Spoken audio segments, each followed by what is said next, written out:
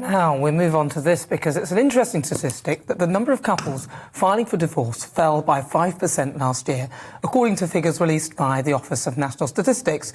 Research says that over 100,000 divorces were granted, a drop of 4.5% compared to the numbers in 2019. Yes, well, some say this is because the pandemic brought couples closer as they battled lockdown, elderly care and homeschooling together. But divorce lawyers say figures don't tell the full story. Let's go to Graham Nicholls, the director of Affinity Gospel Churches in Partnership.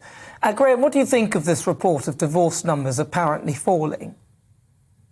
Yeah, I think that it's obviously true factually, but I think it's also true sort of other people's analysis of it, that it's probably a little bit of a calm before the storm, that there was for a short time the sort of camaraderie and couples pulling together for that period, but probably it's not going to overall change the picture, that sadly a lot of couples do get divorced, and I don't think it's going to mark some sort of change in that. You know, as a Christian leader, obviously I think marriage is great, and I think committing to lifelong marriage is great, but I'm not sort of taking heart particularly from these figures. I think there are things that point another direction. For example, that, you know, it's been well reported increases in domestic violence and so on happening during the pandemic. So I don't think it would have necessarily marked a massive change. Obviously, you know, in some families it has been great for couples to be together, and they have really enjoyed it. So I'm not negative about it. I'm just not sure it marks a massive change. And do you think that actually it's a good thing that the way the figures of divorce are going, or in your eyes, do you think that couples should, you'd like to see way more marriages? I think I would love to see way more marriages, but I suppose what I'd like to see more than anything is way more committed marriages. I think marriage now has become a social event that marks some sort of part of a relationship, at kind of any stage when you can afford it or feel a bit more committed than perhaps you did.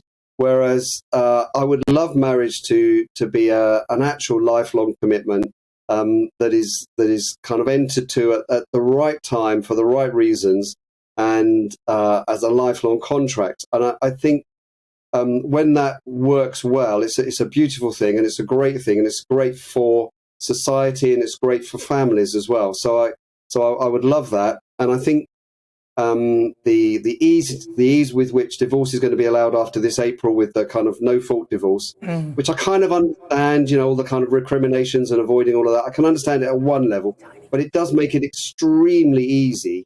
You know, like the sort of, you know, termination of a mobile phone contract, you didn't like it after a year or something. It doesn't really give that kind of seriousness and lifelong commitment that I think marriage is all about. I'm nosy. Are you married? Have you ever been married? You can ask that, of course. Yeah, I've been married such a long time. I know I don't look it, but I've been married since 1985 Really? to Caroline, and we're very happy. We've got 3 kids and some grandkids, and it's going okay. Although I'm sure I did something wrong today.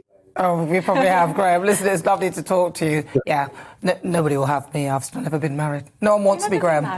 I'm sure that's not true. Well, given the views, all the views we've been getting about how lovely you look and how glowing you are, I don't think I quite agree with that. You've been married? Have I ever been married? No. I plan to be one day, I suppose. If somebody will have me. The same. I feel sorry for them. Yeah, me too, actually. Yeah. Good luck to them. That's what I say in advance.